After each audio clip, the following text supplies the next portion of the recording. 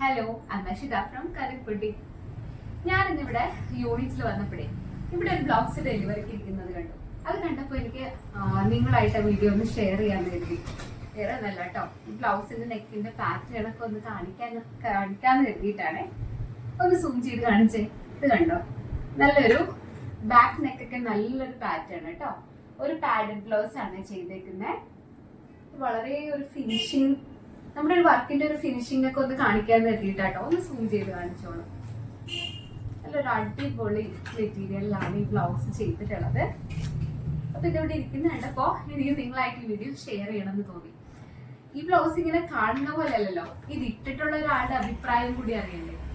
ആ ഒരു അഭിപ്രായം കൂടി കേട്ട് നോക്കാം.